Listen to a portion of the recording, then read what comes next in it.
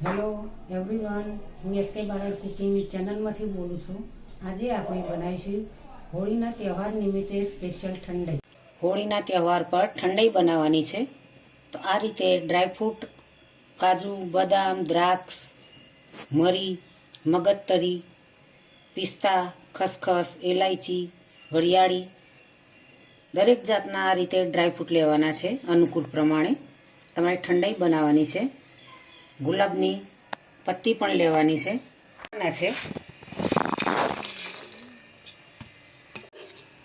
ગુલાબની પત્તી પણ એડ કરી દઈશું।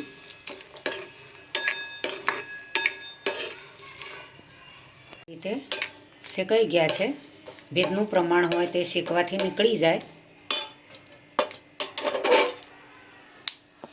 હવે ઠંડા થવા દઈશું। ઠંડા થઈ ગયા છે, હવે મિક્સર જારની અંદર ક્રશ કરી દઈશું। સાકર એડ કરીશું। સાકરને ના હોય તો તમારા જોડે ખોળ પણ તમે એડ કરી શકો છો।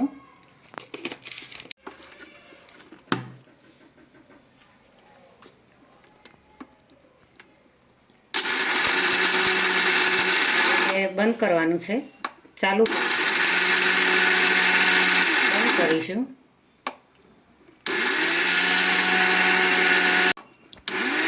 બરફ એડ કરીશું।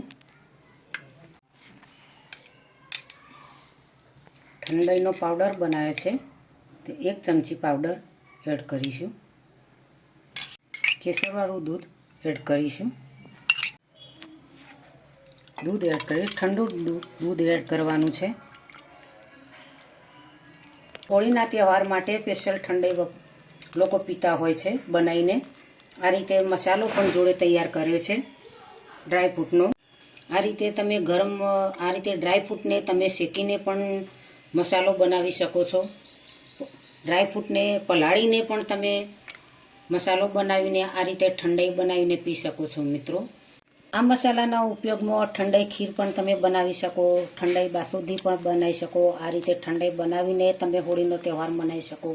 ખૂબ જ મજા આવતી છે આ રીતે ઠંડાઈ એક ગ્લાસ દરેક ઘરના વ્યક્તિ તમે પીને ખૂબ જ આનંદ માણી શકો છો।